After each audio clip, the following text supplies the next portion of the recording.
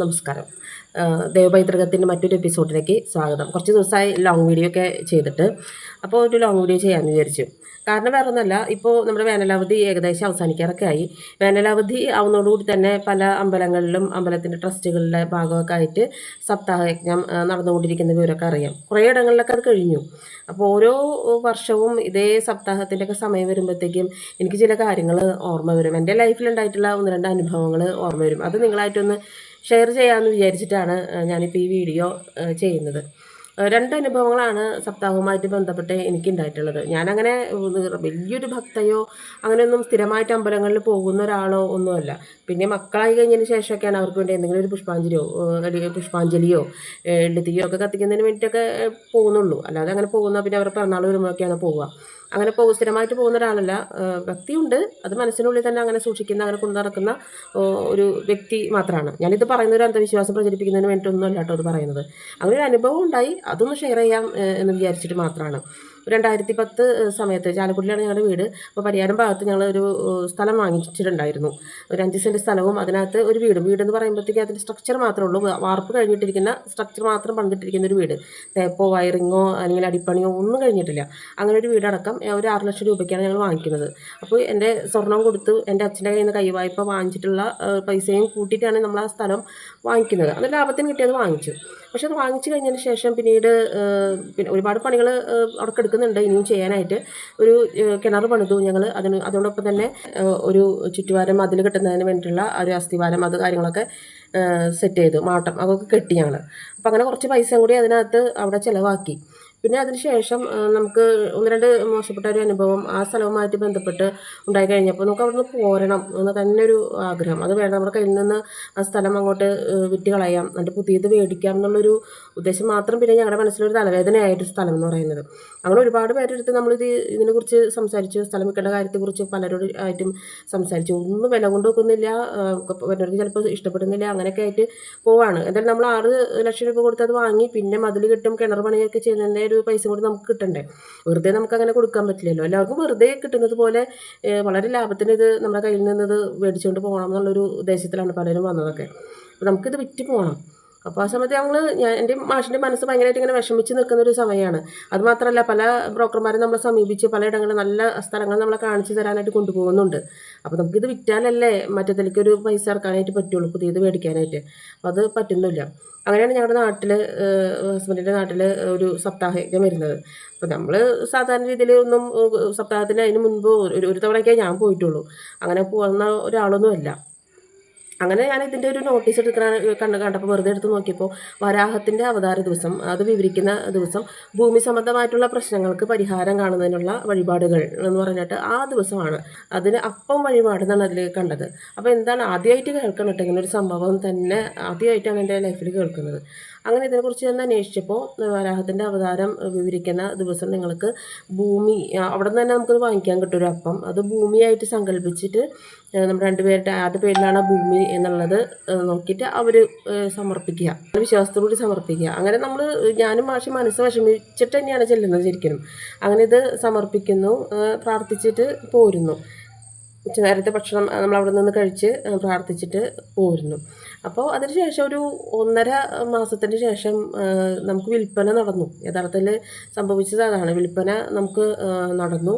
നമുക്ക് പുതിയൊരു സ്ഥലത്തിന് ഒരു കരാർ കൊടുക്കാനും ഒരു വ്യവസ്ഥ വരെയുണ്ടായി. അപ്പോൾ ഞങ്ങൾക്കത് മനസ്സിനകത്ത് ഭയങ്കരമായിട്ട് സന്തോഷം. ഇനിയിപ്പോൾ ഇത് ചെയ്തിട്ടാണെന്ന് അറിയില്ല, എല്ലാം കൂടി ഒത്തുവരാനായിട്ടൊരു സമയം ഉണ്ടാവുമല്ലോ.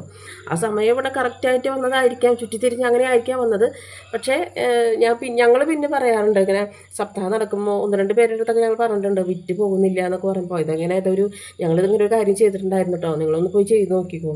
മറ്റ് പ്രശ്നങ്ങളൊന്നുമില്ല. അങ്ങനെ ഭൂമി സംബന്ധമായിട്ടുള്ള പ്രശ്നങ്ങൾക്ക് നമ്മുടെ മനസ്സിനെ ഒന്ന് സമർപ്പിച്ചിട്ട് ഈ അപ്പം വഴിപാടായിട്ട് കൊടുക്കുക. അത് സപ്താഹത്തിൻ്റെ ആ ഭാഗത്ത് തന്നെ അവിടെ നിന്ന് തന്നെ കിട്ടും. ഈ ഒരു പാക്കറ്റിലായിട്ട് ഒരു അപ്പം അത് നമുക്ക് അവിടെ നിന്ന് തന്നെ വാങ്ങിക്കാനായിട്ട് കിട്ടും. 100 രൂപയും മറ്റാണ് ഞങ്ങൾ അന്ന് മേടിച്ചപ്പോണ്ടായിരുന്നത്. ഇപ്പോഴത്തെ സ്ഥിതി എന്താണെന്നുള്ളത് എനിക്കറിയില്ല. അങ്ങനെ സമർപ്പിച്ച് കൊടുത്ത് അതൊരു കാര്യം എന്ന് പറയുന്നത്.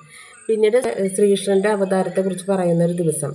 അന്നിപ്പോൾ നാത്തൂൻ വീട്ടിൽ വന്നിട്ടുണ്ടായിരുന്നു. അപ്പോൾ നാത്തൂൻ്റെ കുട്ടിയെ ഇങ്ങനെ അണിയിച്ചൊരുക്കി രാധയെ പോലെ അണിയിച്ചൊരുക്കി കൊണ്ടുപോകുമ്പോൾ പറഞ്ഞു, ഇങ്ങനെ സപ്താഹത്തിന് പോകുമ്പോൾ എന്തിനാണ് ഇങ്ങനെ കൊണ്ടുപോകുന്നത് എന്ന് ചോദിച്ചപ്പോൾ പറഞ്ഞു, ശ്രീകൃഷ്ണൻ്റെ അവതാരം ആണ് പിറവിയെടുക്കുന്ന ദിവസമാണ്. അപ്പോൾ ഇങ്ങനെ ഒക്കെ രാധമാരും കൂടിയൊക്കെ ഉണ്ടാവും. അപ്പോൾ ആ ഒരു അവതാരം മാത്രമല്ല, പിന്നെ അവിടെ നിന്ന് കുറച്ച് കാര്യങ്ങൾ കൂടി പറയും. ഇപ്പോൾ ഗോപികമാരത്തുള്ള നൃത്തവും അങ്ങനെയുള്ള കാര്യങ്ങളൊക്കെ ഉണ്ടാവും. അപ്പോൾ രാധ ഒക്കെ ആയിട്ട് അണിയിച്ചൊരുക്കിയൊക്കെ പോകുമ്പോൾ ഞാനും ഹസ്ബൻഡും കൂടിയിട്ട് വീണ്ടും ആ ഒരു ദിവസം കൂടി പോവുകയാണ്. അന്ന് രണ്ടാമത്തെ കുഞ്ഞിന് വേണ്ടിയിട്ട് നമ്മൾ നോക്കുന്നൊരു സമയം കൂടിയാണ്. മൂത്ത കുട്ടിക്ക് ഒരു 2.5 വയസ്സ് വരെയൊക്കെ ഫീഡിങ് ഒക്കെ നടത്തിയ കാരണം ഒരു ഹോർമോണിൻ്റെ പ്രശ്നങ്ങൾ രണ്ടാമത്തെ കുട്ടിക്ക് വേണ്ടി ആലോചിക്കുന്നുണ്ട്. പക്ഷേ പീരീഡ്സിൻ്റെ കാര്യങ്ങളൊക്കെ ഒരു റെഗുലർ അല്ല, അതൊരു ഘട്ടം കൂടിയാണ്. അങ്ങനെ ഡോക്ടറെ കണ്ടപ്പോൾ പറഞ്ഞു, ഇങ്ങനെ ചിലപ്പോൾ ഫീഡിങ് ഒക്കെ നിർത്തുന്ന ഒരു സമയത്ത് കുറച്ചും കൂടി ഒന്ന് 2-3 മാസം കൂടിയൊക്കെ പിടിക്കും, ചിലപ്പോൾ ഒന്ന് റെഗുലർ ആയിട്ടൊക്കെ വരാനായിട്ടൊക്കെ അങ്ങനെ സംഭവിക്കാറുണ്ട്. എന്നാലും പിന്നെ ബ്ലഡ് വയ്ക്കാനായിട്ടുള്ള ഗുളികയും ഒരു ചെറിയൊരു ഹോർമോണിൻ്റെ ഒരു ഒരു ബാലൻസിന് പരിഹാരമായിട്ടൊരു ഗുളികയും കൂടി ഞാൻ കഴിച്ചുകൊണ്ടിരിക്കുന്നുണ്ടായിരുന്നു. ആ സമയത്താണ് ഇങ്ങനെ സപ്താഹത്തിൻ്റെ ഈ ഒരു ദിവസം കൂടി പോകുന്നത്. അപ്പോൾ ഭക്തി എന്നുള്ളതിനേക്കാൾ കൂടുതലായിട്ട് എനിക്ക് അവിടുത്തെ കാര്യങ്ങളൊക്കെ ഒന്ന് കാഴ്ചകളൊക്കെ കാണാൻ വേണ്ടിയിട്ടാണ് ഞാൻ അന്ന് പോയത് ശരിക്കും. അപ്പോൾ അന്ന് ശ്രീകൃഷ്ണൻ്റെ പിറവി, രാധമാർ നൃത്തം ചെയ്യുന്നു, അങ്ങനെ വളരെ ഭക്തിമയമായിട്ടുള്ള വല്ലാത്തൊരു അന്തരീക്ഷം. അതിൽ ഭക്തിയേക്കാൾ കൂടുതലായിട്ട് ഞാനതിൽ വളരെയധികം സന്തോഷിക്കുകയും ചെയ്തു. ഞാൻ അതിൽ വളരെയധികം അങ്ങോട്ട് മുഴുകി എന്ന് വേണമെങ്കിൽ പറയാം. മനസ്സിൽ വല്ലാത്തൊരു സുഖം. ആ ഒരു പങ്കെടുത്ത് കഴിഞ്ഞ് ഇങ്ങനെ തിരിച്ച് വരുമ്പോൾ അപ്പോൾ മനസ്സിലിങ്ങനെ ചിന്തിക്കുകയാണ്, ഇനി ഉണ്ടാകുന്നത് ഒരു ആൺകുട്ടിയായിരുന്നെങ്കിൽ എന്നിങ്ങനെ മനസ്സിലങ്ങനെ വല്ലാതെ ഇങ്ങനെ ചിന്തിക്കുകയും, ഉണ്ണിക്കണ്ണനായിരുന്നെങ്കിൽ എന്നാണ് ഞാൻ അങ്ങനെ സ്വാഭാവികമായിട്ട് നമ്മൾ അങ്ങനെ ചിന്തിക്കുമല്ലോ. ശ്രീകൃഷ്ണൻ്റെ ഒരു അവതാരത്തിൻ്റെ പ്രത്യേകത എന്ന് പറയുന്നത് അതാണ്. ഏത് പ്രായക്കാർക്കും എങ്ങനെ വേണമെങ്കിലും നമുക്ക് സങ്കല്പിക്കാൻ കഴിയുന്നൊരു അവതാരമാണല്ലോ. അമ്മമാരെ സംബന്ധിച്ചിടത്തോളം ഉണ്ണിയായിട്ടും, ചെറിയ കുട്ടികളെ സംബന്ധിച്ചിടത്തോളം കളിക്കൂട്ടുകാരനായിട്ടും, അങ്ങനെ ഒരു കൗമാരപ്രായക്കാർക്ക് കാമുകനായിട്ടും ഒക്കെ നമുക്ക് സങ്കല്പിക്കാൻ കഴിയുന്നൊരു അവതാരമാണ് ശ്രീകൃഷ്ണൻ എന്ന് പറയുന്നത്. പല ദിവസങ്ങളായിട്ട് എൻ്റെ മനസ്സിനകത്ത് അങ്ങനത്തെ ചിന്തകൾ ഇങ്ങനെ വന്നു പോയിക്കൊണ്ടിരിക്കുകയായിരുന്നു.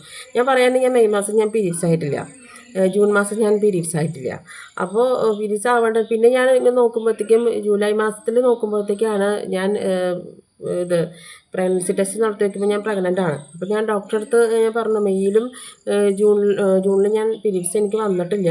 അപ്പോൾ പറഞ്ഞു, ഓവുലേഷൻ ചിലപ്പോൾ നടന്നിട്ടുണ്ടായിരിക്കും, പീരീഡ്സ് പുറത്തേക്ക് കണ്ടില്ലെങ്കിലും ഓവുലേഷൻ അവിടെ നടന്നിട്ടുണ്ടായിരിക്കും എന്ന് ഡോക്ടർ പറയുകയാണ് ചെയ്തത്. അപ്പോൾ കറക്റ്റ് ഏത് മാസമാണ് വരിക, എത്ര ആഴ്ചത്തെ വളർച്ചയുണ്ട്, അങ്ങനെയുള്ള കാര്യങ്ങളൊക്കെ പിന്നെ അൾട്രാ സൗണ്ട് സ്കാനിങ്ങിലൂടെ നോക്കിയപ്പോൾ പിന്നെ അത് മനസ്സിലായി. അപ്പോൾ എനിക്കറിയില്ലായിരുന്നു ഇങ്ങനെ പീരീഡ്സിൻ്റെ ലക്ഷണങ്ങൾ കാര്യങ്ങൾ പുറത്തേക്ക് കാണിച്ചില്ലെങ്കിലും പ്രഗ്നൻ്റ് ആവും എന്നുള്ള കാര്യമൊന്നും എനിക്ക് അറിയില്ലായിരുന്നു. ഞാൻ അന്ന് ഡോക്ടറെ കണ്ടപ്പോഴാണ് അങ്ങനെ പറയുന്നത്. ഇത് 2 കാര്യങ്ങളും, ഈ ഭൂമി സംബന്ധമായിട്ടുള്ള കാര്യമായാലും പ്രഗ്നൻ്റ് ആയിട്ടുള്ള കാര്യമാണെങ്കിലും രണ്ടും എനിക്ക് സപ്താഹം എന്ന് പറയുമ്പോൾ തന്നെ ഈ 2 കാര്യങ്ങൾ എൻ്റെ ലൈഫിൽ ഞാൻ ഒരിക്കലും മറക്കില്ല. 2 കാര്യങ്ങളും ഞാനിപ്പോൾ ഒരു പബ്ലിക്കായിട്ട് ഞാൻ പറയുന്നത് ആദ്യമായിട്ടാണ്. പക്ഷേ ഭൂമി സംബന്ധമായിട്ടുള്ള പ്രശ്നങ്ങളൊക്കെ വരുന്ന സമയത്ത് ഞാൻ ഹസ്ബൻഡും പറയാറുണ്ട്. ഇപ്പം പറയാൻ എനിക്ക് മടിയൊന്നുമില്ല, ഞങ്ങളിങ്ങനെ ഒരു കാര്യം ചെയ്തിരുന്നു, ഒരു വേറെ ഒന്നുമല്ലല്ലോ, നമുക്ക് നമ്മുടെ നാളും പേരും വെച്ചിട്ട് ഭഗവാന്റെ അടുത്ത് കൊണ്ടുപോയിട്ട് ഈ ഒരു അപ്പം, വരാഹത്തിൻ്റെ അവതാരം വീടിക്കുന്ന സമയത്ത് ഈ അപ്പം സമർപ്പിക്കുന്നു. അതുപോലെ തന്നെ ശ്രീകൃഷ്ണ അവതാരത്തിൻ്റെ ദിവസം നമ്മളൊന്ന് പ്രാർത്ഥിക്കാനായിട്ട് പോയി. അതിന് ശേഷമാണ് എൻ്റെ മനസ്സിൽ ശക്തമായിട്ട് രണ്ടാമതൊരു കുട്ടിക്ക് വേണ്ടിയിട്ടുള്ള ഒരു ചിന്ത വരുന്നതും, അത് ഉണ്ണിക്കണ്ണനായി പറഞ്ഞെങ്കിൽ എന്നൊക്കെ വെറുതെ അങ്ങനെ ചിന്തിച്ച് പോകുന്ന ഒരു രീതി, വെറുതെ മനസ്സിലിങ്ങനെ സങ്കല്പിക്കുക, ആ സങ്കല്പത്തിൽ ആനന്ദം കൊള്ളുക എന്ന് പറയുന്ന ഒരു അവസ്ഥയൊക്കെ ഉണ്ടായത്. രണ്ടാമത് എനിക്കുണ്ടായ കുട്ടി ആൺകുട്ടിയാണ്. അപ്പോൾ അത് അങ്ങനൊരു വിശ്വാസം, അത് വേറൊന്നും വേറൊന്നും പ്രചരിപ്പിക്കാൻ വേണ്ടി ഞാൻ പറയുന്നതല്ല കേട്ടോ. എൻ്റെ ഒരു അനുഭവത്തിൽ ഇങ്ങനെ 2 കാര്യങ്ങളുണ്ടായി. എല്ലാ കാര്യത്തിലും ഞാനിപ്പോൾ ഏറ്റവും അധികമായിട്ട് വിശ്വസിക്കുന്ന ദൈവം എന്ന് പറയുന്നത് കാലം, സമയം എന്ന് പറയുന്നതാണ്. സമയത്തിലാണ് ഞാൻ ഏറ്റവും അധികം ആരാധിക്കുകയും വിശ്വസിക്കുകയും ചെയ്യുന്നത്. ഈ സമയം ശരിയാണെങ്കിൽ എല്ലാ കാര്യങ്ങളും അതിൻ്റേതായിട്ട് കൃത്യം മുറയ്ക്കും നടന്നിരിക്കും.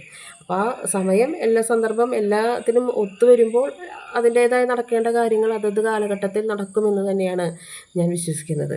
എങ്കിലും ഈ ഒരു അനുഭവം അതിൻ്റെ ഒപ്പം തന്നെ നിങ്ങളോട് പറഞ്ഞു എന്ന് മാത്രമേ ഉള്ളൂ.